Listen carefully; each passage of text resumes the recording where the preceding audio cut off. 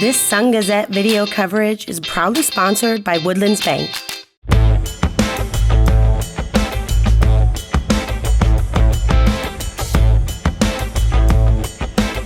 Hi, good afternoon. This is Chris Masse, Evan Wheaton there on the left, and we got a special guest today, state champion winning coach for Montgomery, Chris Glenn. Nice to have you here. We appreciate you coming in. Thank you. Nice to be here. Yeah.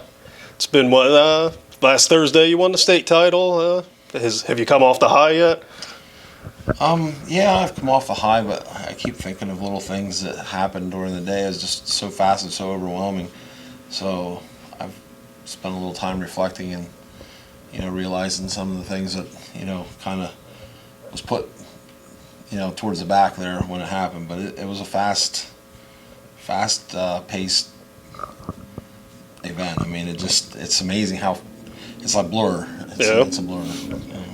Hasn't even been like a full week yet. So, I mean, what was the ride back? Oh, the ride was good. We went to a restaurant after the game, and the girls' families got to meet up, and we had a nice meal, and then we got on the bus, and the girls were, as you can imagine, very excited, and they played their music and was singing, and just it was quite a time coming home. It was very, very nice time. They were like loose and wound down. It wasn't like the ride up, I can tell you. It was a little less tense. Yeah, absolutely. It's a dream. As a coach, you dream about something, winning a state championship, doing something like that. And I've heard athletes say, you dream about it, but when it actually happens, it's even better, and it's better than you can imagine. Is that kind of a feeling that you have? It is. I'll be honest. To think, it's kind of overwhelming in a lot of ways. Myself, for me, I've coached high school softball for quite a few years at some different schools, and I've coached a lot of players. I've coached with a lot of coaches. I had many umpires in different games and stuff like that, and it's just incredible how many people have reached out to me and continue to reach out. Every day. I mean, it's getting less and less, but people reaching out to me and old players and coaches that I coached against, some that I coached with. It's very overwhelming and humbling to me, and that's really been the coolest part of this ride for me, other than my players. I mean, I want the best for my players and always have, and those girls were determined from the time they come in ninth grade that they were going to get to a state championship game, and everybody wants to go to a state championship game, but I really believed them. I had the unique situation with my daughter and a group from Jersey Shore. Yep. They, from the time they were in minors, they used the two fields up in Jersey Shore sit beside each other. They were playing on one field, and the high school would be playing on the other, and it was just like looking over at a Yankee Stadium, to them. They wanted to go to a state title game, and they said they're going to do it someday, and they actually got there in 2010 and come up short. I remember that talk, and it was pretty much the same way when I got to Montgomery with those girls, and when they come into ninth grade for me. I've always said it, there's coaches and there's managers.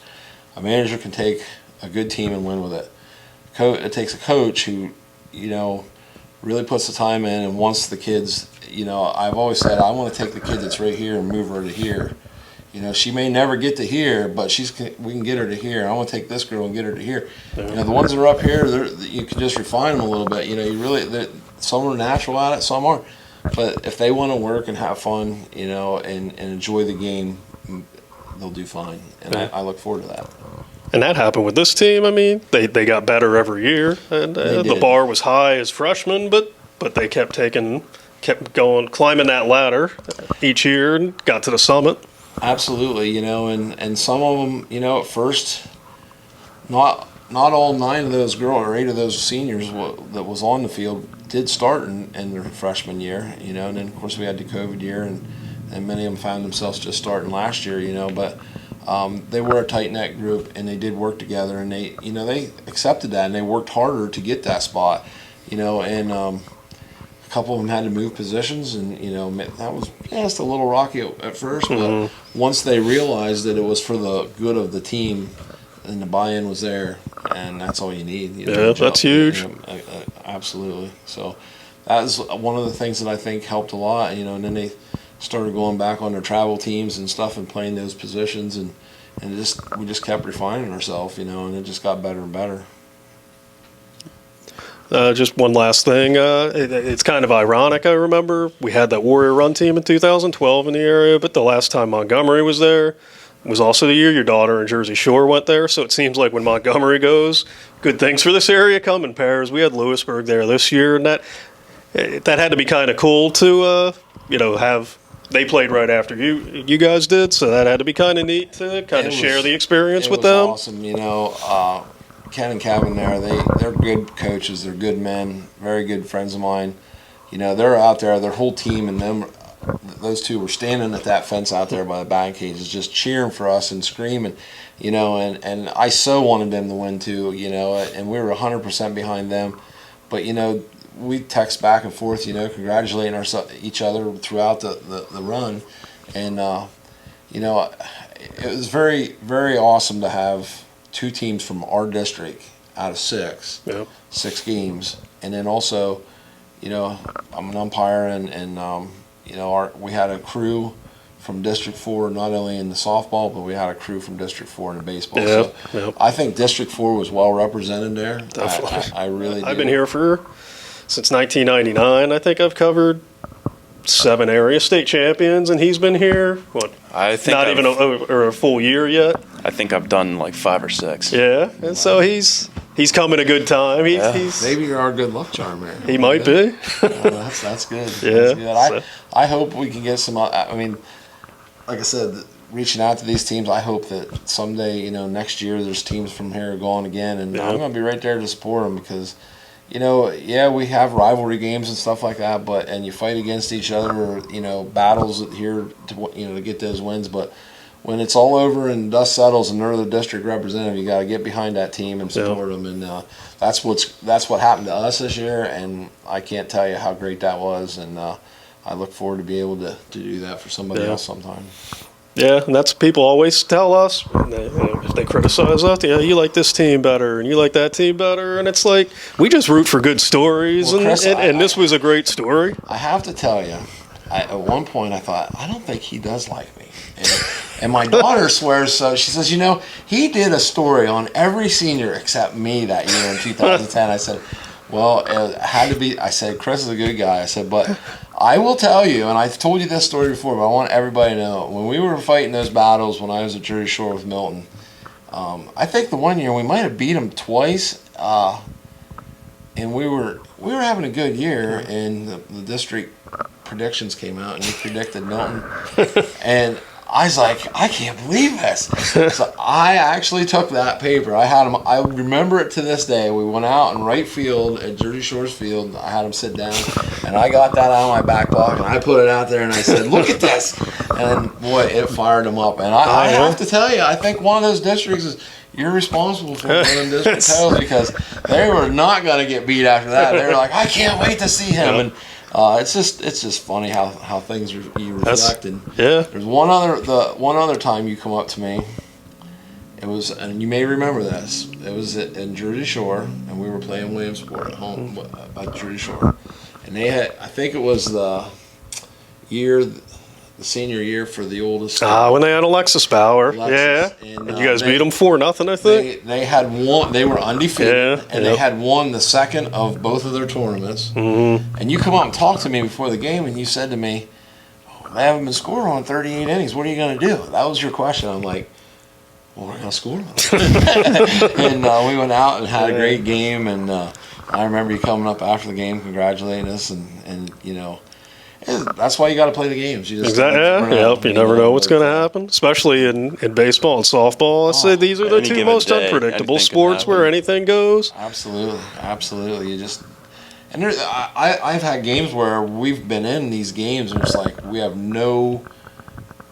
there's no reason we should win this game. We win and play and get a win. Yep. And it's like, wow, I didn't see that coming. You know what I mean? And it's like, you know, you're going to give it your best, but it's just like you said, things happen. You know, and very fortunate and very thankful to be able to coach these girls and all the girls I have, it's been a fun ride. Yeah.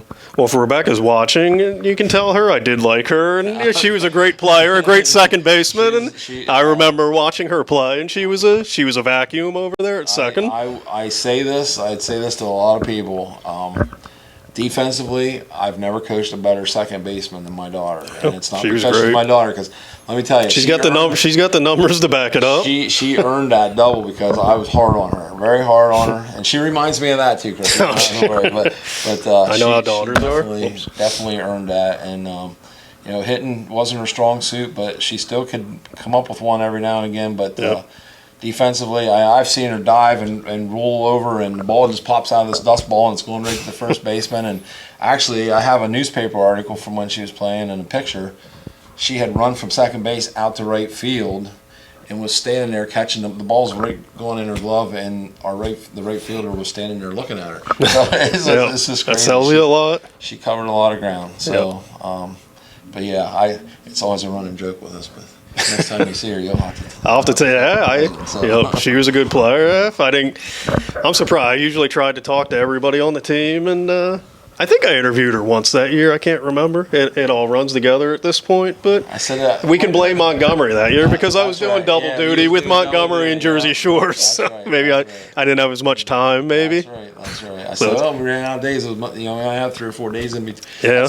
Well, I told her once. I said, well, there's only 3 days in between the games, so it would have been the next week. Yeah. But. Yeah, it's a lot of fun. If she starts coaching, I'll make it up to her. We'll get her a story there. Coaching. I hope she does. I would look forward to it. As a dad, you miss. I mean, that was our thing. We played, every night, and and all of a sudden, it's just like turning the light switch off. It's gone. And it's like.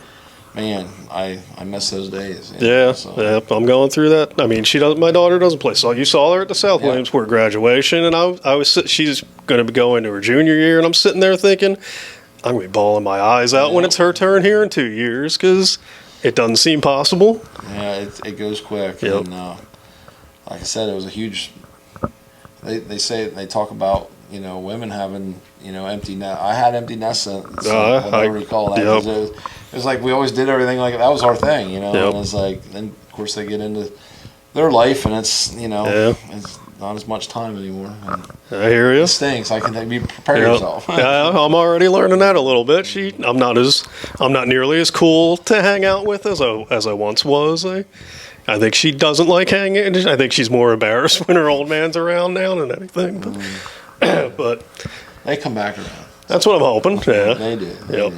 So, all right. Well, you have anything to ask, Evan? I think we've covered pretty much. We could sit here and I think talk all night. Yeah, I mean, could talk all night. But yeah, it's been a fun ride. Yeah, we really appreciate you coming in to talk about it. It was a lot of fun. Man, I have one last thing I'd just like to say. I'd like to thank everybody here at the Sun-Gazette for the coverage and the effort that you put out for all our area teams. Whatever sport it is, you guys do an amazing job of covering these kids and pictures and headlines and stuff, and it's amazing because I know over at Montgomery the kids would what's in the paper now, and so they do look at it and that's good to hear. They do understand, and it's a hard job, especially with the spring sports and winter sports. You got snow and stuff. You guys always are there and always do a great job of covering, and I take my hat off to you. And I thank you very much for the work and effort you guys appreciate it. It's nice to hear. I've always said that when I was playing high school sports, if I saw my name in a box score, I got excited. So I kind of always try to keep that in mind and try to get as many kids involved in the story as I can to give them something similar to be happy about. Win or lose, Montgomery, Lewisburg reaching the state finals, you look forward to being able to chronicleize those moments. Yeah, that's all. Yeah. That's going back to where people say, oh, we like this team. Like I said, we love good stories, and anytime an area team makes a run, we're neutral on the inside, but we're happy. I mean, it's good for the business, and we get to know these teams. We get to know people like you and the other coaches and the other players and their stories, and it's it's cool to see them on their journeys and get to live a dream like this. Absolutely.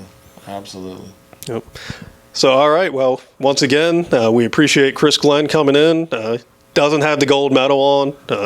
I didn't get one. They only had 25. Oh, well, you got to. Okay, you got to get one. Yeah. Medal to come. It'll be here. He's ordering more. We'll wear those. Maybe next year and come back and you can wear it then. All right. That sounds good. So, for Evan Wheaton, I'm Chris Masse, and again, we appreciate it, and it's been a heck of a ride following Montgomery all the way to a state title, and we'll see you next time on Sports Talk.